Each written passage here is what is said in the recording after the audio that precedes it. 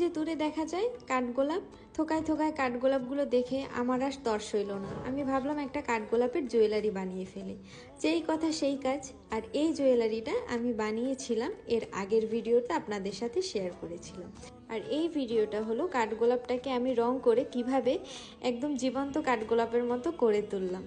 তো চলুন, এই যে আমি আস্তে আস্তে হলুদ রং দিয়ে দিচ্ছিলাম।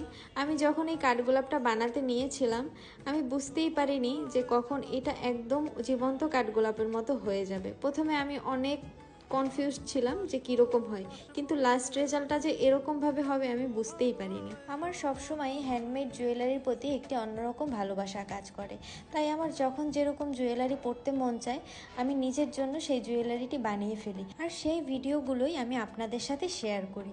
আপনাদের সাথে কথা বলতে বলতে আমার রং করা কিন্তু প্রায় কমপ্লিট হয়ে গিয়েছে। এরপর আমি পাতার ফিনিশিংটা দিয়ে নিব। এটা কতটা রিয়েলিস্টিক হয়েছে সেটা আমি জানি না, কিন্তু আমি যথাসাধ্য চেষ্টা করেছি যেন এই কাঠগোলাপটা জীবন্ত করে তোলা যায়। আর এই যে কথা বলতে বলতে আমার কাঠগোলাপটা রেডি হয়ে গেল। এই টার্সেল, পুঁথি এগুলো সবই কিন্তু আমি হাতে বানিয়েছি।